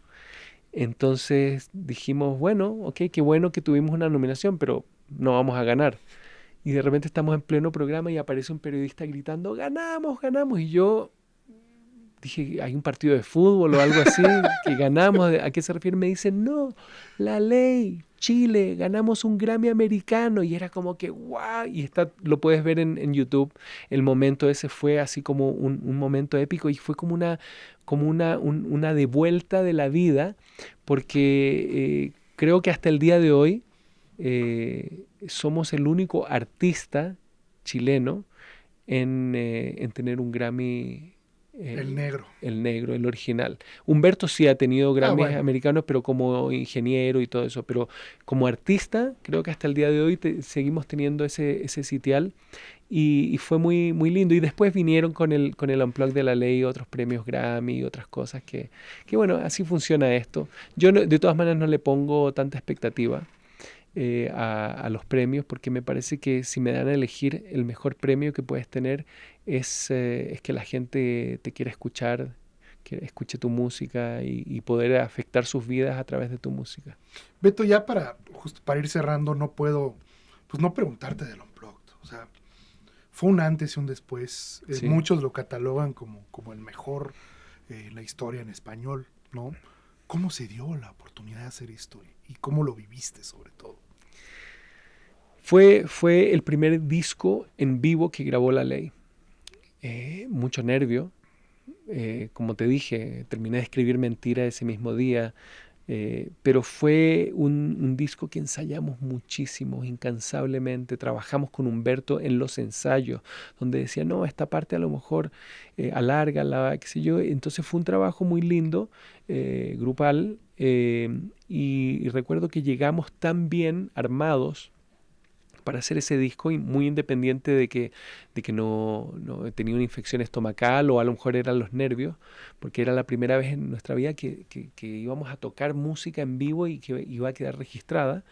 Recuerdo que no repetimos ninguna canción, solo una, por un cable, un jack que había quedado como mal enchufado y tenía como un ruido blanco, entonces que esa fue la canción Paraíso.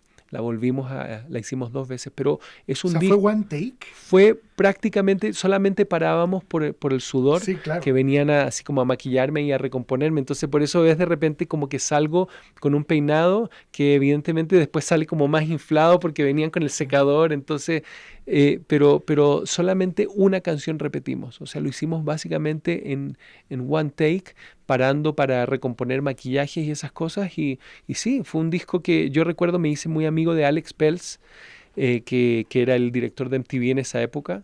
Nos hicimos muy amigos después y hablábamos y él me contaba que había hecho otros unplugged de otros artistas que habían sido un poquito más difíciles porque de repente, no quiero dar nombres, pero él me contaba que algunos artistas de repente se iban y desaparecían por días y volvían después, entonces les costaba un poco caro. Con La Ley se preparó todo, hicimos un día antes todas las pruebas de sonido y todo eso, y el día de la grabación fue todo por seguido y solamente repetimos Paraíso según lo que nos pidió Humberto para que quedara bien grabado, y así fue. En ese momento, Beto, digo, en aquellos años, digo, hubo un pequeño gap de separación, pero Maná sacó un unplugged exitosísimo, ustedes, o sea, como de una u otra forma creo que esas dos bandas iban representando cosas interesantes. ¿En algún momento sintieron alguna rivalidad con Maná? No, nunca. No realmente. Creo que la naturaleza musical de Maná era diferente a la nuestra y así con otros grupos también. O sea, habían otros grupos que eran muy buenos y que tenían su característica, y creo que los 90 fueron tiempos en que salió mucha música buena en el rock y original, buenas canciones que pasaron a la historia. Pero no, nunca sentimos realmente una rivalidad con Maná. Una historia hermosa es la de Más Allá, en Libertad. Sí, sí. ¿Cómo lo viviste? Bueno, mi madre me contó que la hija de una persona que ella conocía era muy fanática mía y se quitó la vida porque ella sentía, parece que tenía como una obsesión y sentía que cada día se hacía más difícil el llegar a mí, siendo que no lo era. Probablemente la chica tenía algún tipo de depresión, no lo sé. Yo en algún momento dado pedí hablar con la madre, pero parece que después de una tragedia como esa, no quiso esta persona saber nada. Pero me tocó muy profundamente la historia, y yo estaba haciendo unas sesiones de composición con otras personas, y me tocó componer con el gran Desmond Child, que ha escrito canciones muy míticas como I Was Made for Loving You Baby, The Kiss, entre otras. Entonces me fui a su casa y empezamos a trabajar en el piano, y le conté esta historia a Desmond. Le dije, una chica se quitó la vida supuestamente por mí. Entonces empezamos a trabajar la canción a nivel melódico, empezamos a escribirla, y en una sesión relativamente corta todo fluyó muy bien. Eran épocas además en que yo no tenía tampoco muchos prejuicios con nada. Yo ya estaba como muy empoderado en cuanto a mi capacidad para armar canciones, y la hicimos te diría, unas 3-4 horas, y ya teníamos Más Allá entre las manos, y que fue también un sencillo y una canción que hasta el día de hoy me gusta mucho cantar. Beto, ¿es cierto que tú ibas a ir en el avión de Jenny Rivera? Sí.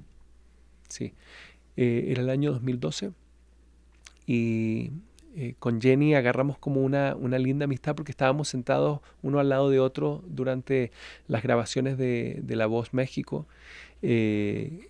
yo realmente comencé a conocer la música y el talento de Jenny siendo su compañero. Se habló muchas cosas de que parece que teníamos un cuento y nada que ver, o sea, Bueno, así honestamente. es la televisión, empiezan Sí, a sí, hacer sí, sí. rumores. Pero no, teníamos mucho respeto mutuo y yo nunca sentí ningún avance ni por parte de ella, ni yo le hice ningún avance a ella. Recuerdo que un día, cuando había sacado un libro que escribió Javier Andrade, que se llama El arte de ser Beto Cuevas, que fue muy criticado, por cierto, por algunos colegas de la industria por el título, claro, si lo hubiese escrito yo hubiese parecido muy autorreferente y extremadamente ególatra, pero fue el título que Javier Andrade, que es el que leía las noticias de MTV, que nos hicimos muy amigos y que también lamentablemente se nos fue hace un tiempo, le quiso dar y se lo quise regalar a Jenny. Y bueno, recuerdo que terminamos la grabación, me parece que era un día miércoles, y le regalo mi libro, se lo dedico, y recuerdo que en esa época yo venía escuchando muchas conferencias de algunos gurús de la India que hablaban acerca del perdón como tecnología.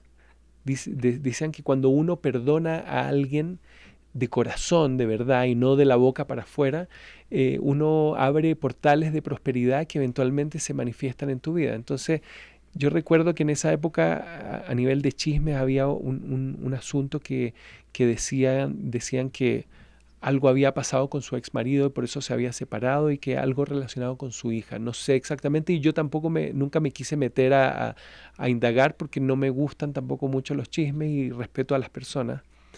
Eh, pero le dije, mira, yo no sé exactamente lo que pasó, tú lo sabrás mejor que yo.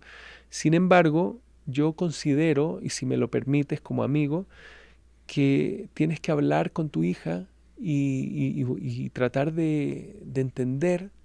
¿Entiendes por qué? Si sucedió algo, por qué sucedió y definitivamente perdonarla, porque es tu hija, o sea, la tuviste en tu vientre, o sea, arregla las cosas con tu hija, porque uno nunca sabe cuándo nos vamos a ir de este mundo. Y yo le decía eso, imagínate la locura. Yo le decía eso, no hay que esperar nada, llámala hoy, ojalá.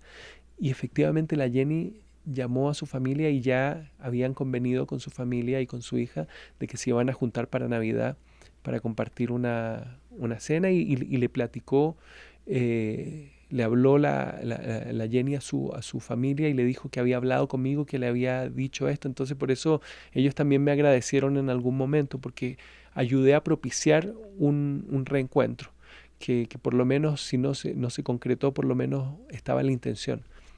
Y en eso me dice, Beto, yo este sábado tengo un concierto en la Arena Monterrey y me encantaría que vinieras a cantar la canción que tú quieras conmigo.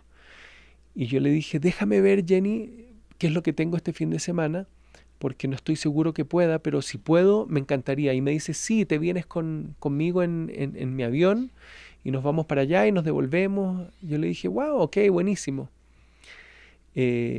Averiguo con mi manager y tenía de hecho un ensayo al otro día con Yuri, que me había invitado a cantar con ella en Teletón una de sus canciones. Y yo dije, bueno, ok, voy a cantar con la güera. Y le digo, Jenny, lamentablemente no puedo porque tengo este compromiso y tengo que cantar con Yuri en Teletón. No me acuerdo si era el Palacio de los Deportes o algo así. Entonces, bueno, hice esta presentación el día sábado, el mismo día que ella se presentaba en Monterrey, con Yuri. Creo que cantamos Maldita Primavera y no me acuerdo qué otra. Y esa noche me voy a acostar porque al otro día teníamos el programa en vivo en La Voz México. Y recuerdo que a las 5 de la mañana me llama Miguel Ángel Fox, el productor del programa, y me dice, Beto, perdona que te despierte a esta hora. Yo le digo, ¿qué pasó? Me dice, lo que pasa es que el avión de Jenny desapareció viniendo para acá.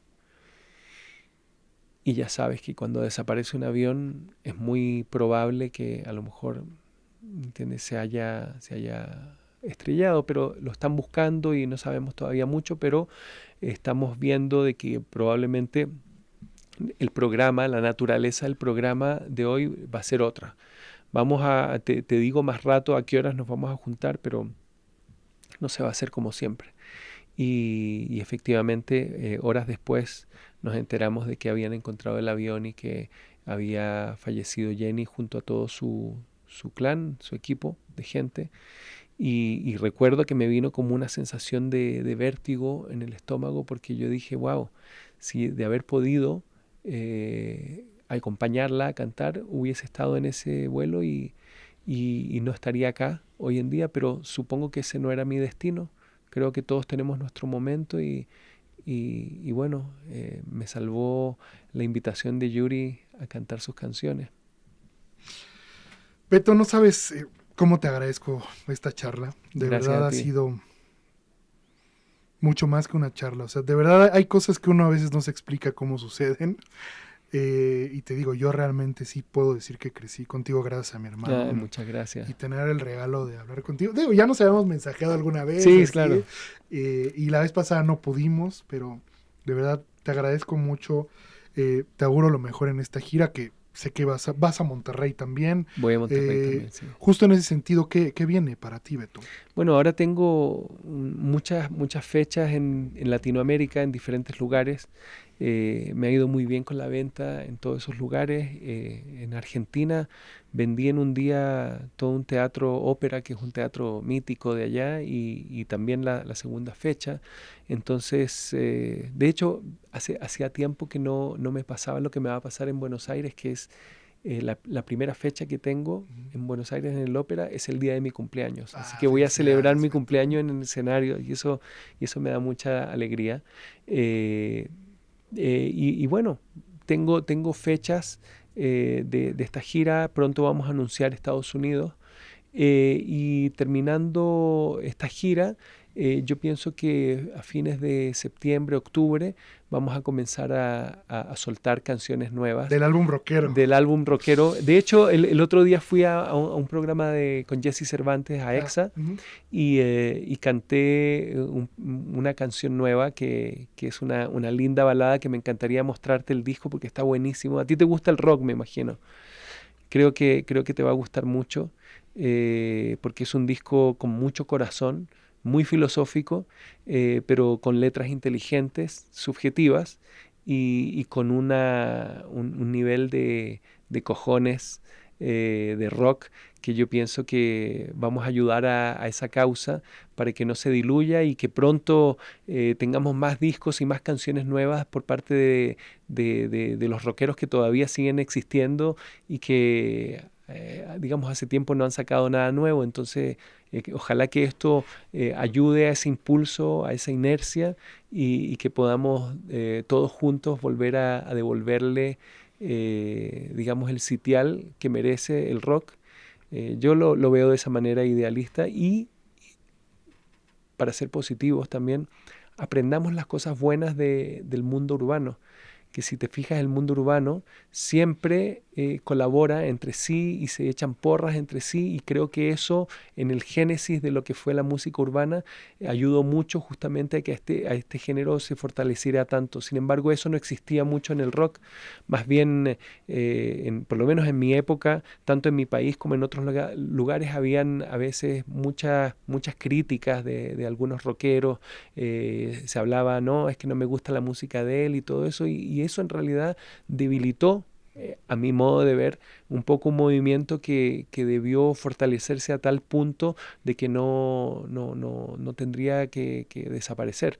Y yo estoy muy convencido de que con buenas canciones podemos seguir haciendo el rock que queramos hacer a nuestra manera, pero que sea algo que fortalezca el género. Beto, pues que venga lo mejor. Ya estoy un poco ansioso por oír eso y también quiero felicitar a tu familia por Olivia. Muchas gracias. Un beso y un abrazo a Estelita, que bueno, no pudo venir, pero ya habrá habrá oportunidad Seguro que seguramente de sí. vernos. Muchas gracias a ti también y te felicito por tu éxito y por este espacio que está buenísimo. Sabes muy bien llevar las conversaciones, tus preguntas son inteligentes y me invitaste a subirme en esa máquina del tiempo y a recordar cosas del pasado que hacía tiempo que no recordaba. Muchas gracias, querido Beto. Gracias, Te amigo. agradezco mucho, Beto. Igualmente.